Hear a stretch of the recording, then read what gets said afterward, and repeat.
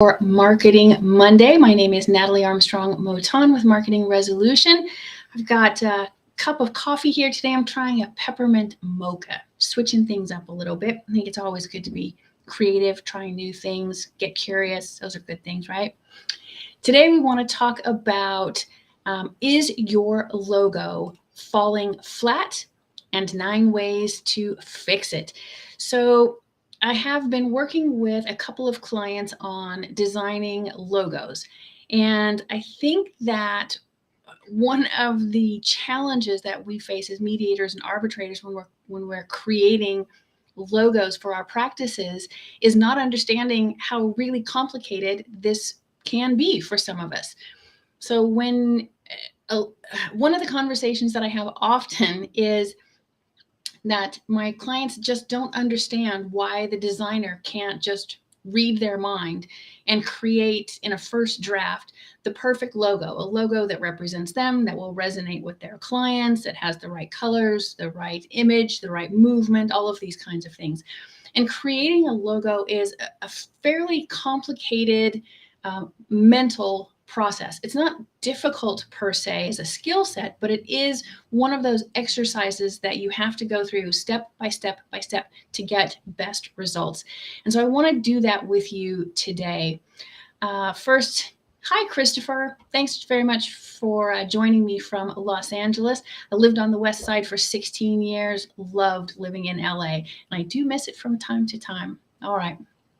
So let's see. Let's talk about creating logos.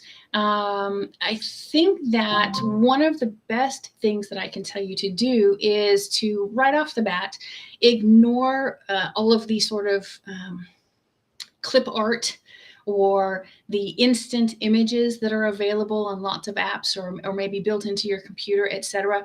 We really do need to have customized logos for our industry. We are different, we are unique, and the way that we put forward the image of our resolution practices and industry is a bit different. Let's see, we've got another comment. Well, hello from another part of LA. Very nice. All right. So you want to think about maybe doing a little bit of market research. Look to see what other neutrals in your same primary location or practice specialty are doing with their logos. That'll kind of give you an idea about what other people are doing. And then you can pick and choose what you like and what you don't like. But you don't necessarily have to limit it just to our industry. You can look at other service industries and look at logos that you think might resonate, that you could, change, refine, make your own. Don't just copy someone else's, obviously. So I want to talk a little bit about what a logo really does. It is the graphic ambassador to your practice. So it does need to be authentic to you, authentic to who you are, what you do, how you do it, but also for whom. And so you want to really, this time around, take your clients' psychographic preferences into a priority position as you're making decisions. So as much as we might like or dislike an image or a logo or a font or a color scheme, that is somewhat, not entirely, but somewhat less important than what our clients would prefer to see from us. We really need to make them the priorities here. So where do we begin? I've boiled it down to kind of 9 key steps, and they are, what's your story? That's the first one. I think the story of why is always an important aspect of what we do. The next one is that you make a list of words or phrases that really describe what it is that you do or your practice does or who your clients are, what their concerns are. So make a list of key word or phrase that you think would apply to an image. And then based on those ideas,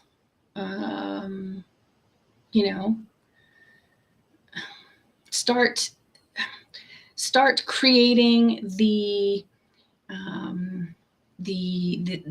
sketch, the image of what you have in mind. So start creating the pictograph of what you think those keywords or key phrases are going to be. Once you've got the initial sketch, the initial idea, and the initial keywords or key phrases, then you want to go to a group of people that you really respect and who will be honest with you. You don't have to, you don't want them to be brutally honest, but you want people to be honest with you. So think about then taking your idea, taking your sketch to colleagues or clients or potential clients or people that really understand your position in the marketplace. And then once you've got that feedback, go back to your desk, really refine that sketch, that idea, that concept, those words, those phrases. Next, you want to choose colors. The colors that you want to choose, they can be, really any color scheme that you think resonates with your clients or the parties. So again, it's not necessarily the colors that you would dress yourself in or decorate your home in, but they need to represent your practice and really resonate with the recipient. So pick colors. And when you're picking colors, you need to choose a variety of colors, because sometimes you're going to use this graphic with the bold color to the front and a lighter color behind, or vice versa, with the light color in front and the bold color as the backdrop. So choose a few different color palettes. And then there are fonts, and you need to choose a font. And the fonts basically boil down into two categories: serif and non-serif fonts. A serif font is the font that you're probably most familiar with, Times New Roman. Serif fonts, they have the little tails on them so that the tail creates a liaison between the letters, so that it's easier for your eye to flow over a substantial amount of text. Now in a logo, you're probably not going to use a substantial amount of text, so you can use a font that is pretty to look at, because we don't have to linger, we don't have to read, we don't have to study it. So choose a font that you like, choose a font that represents you, or choose a font that you can graphically play with a little bit. And then number 8, developing your logo's layout. You can do this, or you can hire a designer to do this for you. I know it sounds a little sketchy, but I promise you really can. I'll give you details in a minute. And then number 9, you want to think about scalability, so that if your logo is presented in teeny tiny size, is it still legible? Is it still clearly visible? Or does the image kind of get muddled, and does it lose the strength in the imagery? So think about having it, quite large, maybe in a publication, in a journal somewhere, on a website, and think about it teeny tiny, maybe on a mobile phone or a promotional piece. So think about what it looks like, large to small. All right, now those are the general 9. So excuse me, let's start with some details about each one of those. Again, number 1, you want to start with your story. Mediators today know that clients and parties connect much more strongly to stories than they do to sort of the basic facts of the mediation process. So what does this mean to you? It means that there needs to be some story or storyline in your logo. Before you can even begin to think about what your logo is going to look like, take a little time asking yourself what the story behind your practice is. And I know it's a bit of a challenge sometimes, but you need to step out of the what you do, what your practice does, and really convey in an image why you do it. What's the story behind it? What is the movement in the storyboard? Because that's really the root of everything that we do. It should come through in not just the image, but also the color, the shape, the font, all of those things come together. Think about maybe if you were writing a novel about your practice, what would the title of the novel be? Sometimes that kind of exercise helps. Now, step number 2, remember I said you need to make a list of words or key phrases that describe your practice. So you move from the story of why into these descriptive words, and that sort of is going to narrow the funnel down substantially. And the list that you're looking for is maybe 5 to 10 keywords or phrases. Once you've got that initial 5 to 10 keywords or key phrases, then you can go to the internet to, for example, thesaurus.com, and type in each of those keywords or key phrases and let thesaurus.com search and recommend synonyms, antonyms, idiomatic phrases, other key phrases, other words to sort of prompt for you the best words, the best phrases that define who you are, what you do, how you do it, for whom, etc. Right. Number 3, I said to sketch out your idea based on those words. And I know that a lot of people say, oh, but Natalie, I'm not artistically inclined. I'm not that great with a piece of paper, blank piece of paper and a charcoal or a pencil. That is not my strength. But when I'm given this task, it really does help to sit down and draw out, as rudimentary as it might be, draw out the idea. Is it very angular? Does it have movement? Is it round? Is it large? Is it small? Draft it out. Do the best you can. This doesn't have to be perfect. We're going to get to perfecting in just a second, but you do need a jumping off place. So really, pencil to paper and sketch it out. You want to keep it simple, keep it as clean, keep it as brief an image, if that's a right terminology, but keep it clean, keep it simple. That really is so important, again, for scalability, right? If it gets big, it's still very visibly clean, very tidy. If it gets really small, then it keeps that characteristic so that it doesn't, like I said, it doesn't look fuzzy or unfocused or muddled in some way. Excuse me. And then colors. Colors for us really do need to depend upon what our primary target market wants to see from us. Do they want to see warm, friendly colors? Do they want to see hopeful colors? Do they want to see colors that are imbued with symbolism? Or do they want to see colors that are solid colors? Do they want darker colors, lighter colors, a mix of hues and tints?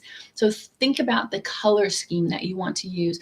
And one of the easy and fun ways to find great color palettes is on, you got to go with me on this, is on paint company websites. So you'll go to, for example, Sherwin-Williams Paint or Behr Paint, tons and tons of different paint companies. And a lot of them have color wheel apps on their websites, and you can play with all of the different color wheel options so that you can really mix and match and find appropriately complementary color schemes.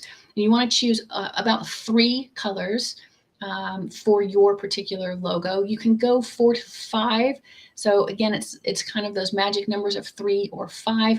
If you get too many, it gets too confusing, but stick with 3. And again, you want to have some dark and some light so that you have a logo that will give you lots of options depending on the medium that it's going to be printed on or uploaded to. So you can have one with a dark background and then your logo in lighter colors, and then the reverse, one with a white background or a transparent background or very light, and then the darker colors in the front. So you can kind of pick and choose and play with colors a little bit, but really, commercial paint companies are one of the best ways to find really fun, lovely color palettes.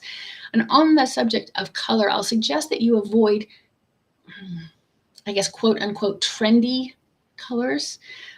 This is your logo. This is something that's going to represent you for some time. So you want it to be something that is solid, that is classic, that will move with the evolution of your practice over the course of, I hope, years or decades, right? Next on my list, number 4, was putting together an informal focus group of clients, prospective clients, colleagues, friends, family. It's absolutely for you to choose, but find people whose taste you like and whose opinion you trust. And you hand them, give an outline of what it is that you do if they don't already understand our industry and the work that you do. So explain yourself, explain your practice, and then talk to them about what information you're looking for from them. So let them see your sketches. Don't be embarrassed if they're not great. If you're really good at it, then be proud of what you've created. But share with them your keywords, your key phrases, and the sketches that you've put together and get their feedback. And then you can come back to the drawing board and start really refining it. And that is step number 5. Once you've identified sort of the tack that you want to take with your logo, your design, your brand ID package as a whole, then this is, where a lot of fun really comes into play, in my opinion. I know it's a little bit nerdy, but it really is fun. And again, you can go to the thesaurus.com. You can refine your keywords if you need to. Hopefully your focus group has helped you make a better list, a stronger image concept. But you really want to use that focus group feedback to send you in a stronger position. Now, number 6, again, the color options, they do need to be a little bit versatile. And again, I'll say, gosh, if your primary target market are big law attorneys, then you might want to go with sort of the standard burgundy, navy blue, hunter green. Those are colors that we're very used to, ivory and black. And if your primary target market are unrepresented parties, maybe go with something a little bit lighter, a little more approachable, a little friendlier, for lack of a better word. So think about that, and also think about your font and how it's going to play out, how you're going to use this, where you're going to use this, and think about how does it read on the page? Is it clear? Is it clean? Could there be any other meaning behind the way in which you type your name, your logo, your tagline, etc.? So look at all of that. Now, here's where the fun part comes in again. Number 8 is developing your logo layout. Yeah, I know, I'm a nerd. It just is what it is. No apologies. I really like playing on sites like canva.com. This is my go-to for me, for my clients, use it all the time. And on this site, you can open a free account or get a paid account. It's price of a cup of coffee to get a paid account. But a paid account will get you a few more images, a few other ideas, and you can use their templates. So look at your sketch and then find a Canva template that is somewhat representative, and then you can start playing with it and really have fun. So like coloring books for grown-ups, it's a blast. So canva.com is a great way for you to create your own website. If you don't want to create your own website, and there are lots of other platforms, you don't have to use Canva. And by the way, I don't get anything if you use them. This isn't a sponsored video. But I do really like Canva. You've heard me say their name several times over the past couple of years. But you can also use companies like 99 Designs. They'll do a great job putting together a logo or an image, a brand ID package for you. So you could also use a company like Fiverr, put out several bids, maybe hire 5 or 10 different people to create a logo for you, and set the price point at, like $50 a bid, and see what they come back with. And the more you can give these designers, 99 Designs or Fiverr, the better the result is going to be. So you want to be sure that you share with them your sketch, your keyword phrases, the colors that you like, etc. You'll get a much better result than just saying, I need a logo for a mediation or an arbitration practice. They don't know who we are. They don't know what we do. They don't know how we work. They don't know who our clients are. You're just asking too much to just say, hi, my name's Natalie and I need a logo. You'll be really frustrated. Help them out. Give them a good starting off place. Now, you can also, of course, find a professional designer. You could Google someone that's in your area. If you want to work with them face-to-face, you could find someone on LinkedIn. If you have a colleague whose logo you happen to really like, ask them who their designer was and hire that person. And the price of professional logo and brand ID packages varies widely from about $350 to thousands of dollars. So there's a lot of room for you to do some shopping and really get some good logo images, colors, fonts, and assistance. But the more you do in advance, the better the end result is going to be. So, and then again, the last point we wanted to talk about was scalability, and logos are meant to represent your practice on multiple platforms, in print, on your website, on your social media pages, your training materials, your business cards, lots of different places. So you want a logo that can be enlarged, it can be scaled down.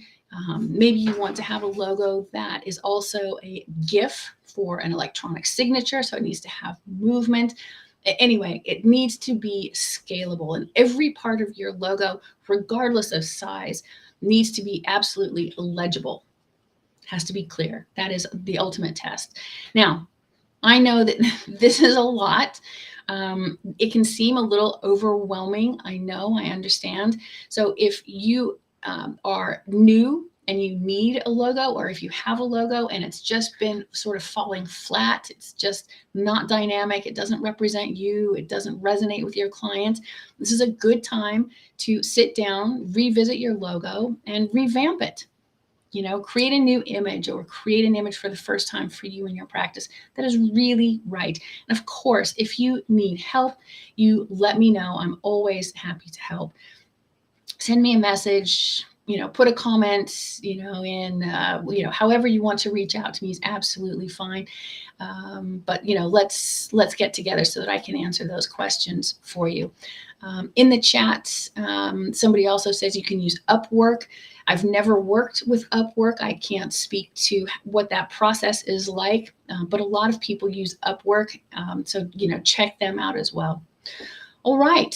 Well, that is it for me on Marketing Monday, talking about whether or not your logo is falling flat and 9 ways to fix it. If you enjoy this kind of content and you need more, absolutely find me on YouTube. I've put the link in the video here, and I'll put it in the comments as well. But check out the YouTube channel, subscribe there, and you'll find hundreds of videos that will help you market, promote, and design your practice. That's it for me. Happy Marketing Monday. Be good humans. Bye-bye.